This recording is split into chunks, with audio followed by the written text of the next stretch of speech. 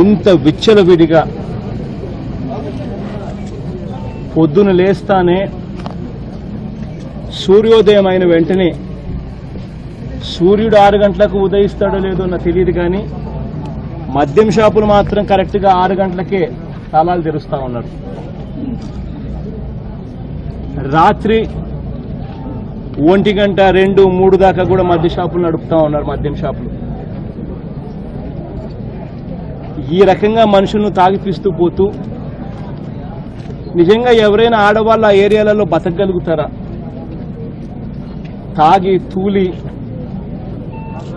పొద్దున 6 గంటల నుంచి తెల్లవారుజామున 2, 3 దాకా నువ్వు మద్యం షాపులు నడుపుతా ఉంటే తాగించడం ఎలా అని చెప్పి ప్రభుత్వం లెక్కలు కడతా ఈ నెల ఇంతే తాగారా, రేపు నెల ఇంకా ఎక్కువ ఎలా తాగించాలి అని ఆలోచన చేస్తూ ఉంటే అసలు వ్యవస్థ బాగుపడుతుందా? మద్యం షాపులు ఇక్కడ నడుస్తూ ఉన్నాయి. మద్యం షాపుల్లో కల్తీ మద్యం కూడా పోస్తా ఉన్నారనంటే ప్రభుత్వం దీనికి బాధ్యత ప్రభుత్వానికి కాదా? మద్యం షాపుల్లో కల్తీ మందులు పోస్తా ఉన్నారు.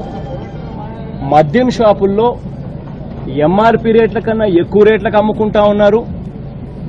ఇవన్నీ అధికారులకు తెలుసు. ప్రతి షాపు నుంచి లంచాలు ముట్టుతా ఉన్నాయి అధికారులు, ఆ తర్వాత పై అధికారులు, ఆ తర్వాత మంత్రులు, ఎమ్మెల్యేలు, ఆ తర్వాత ముఖ్యమంత్రి గారు కొడుకు. సాక్షాత్తు ముఖ్యమంత్రి ప్రతి మద్యం షాపు నుంచి డబ్బులు వసూలు చేస్తూ విచ్చలవిడిగా కల్తీ మద్యం, విచ్చలవిడిగా మద్యాన్ని అమ్మించే కార్యక్రమం చేస్తూ ఉంటే అసలు పాలన ఎలా ఉంది అని చెప్పడానికి ఇంతకన్నా వేరే నిదర్శనం అవసరం.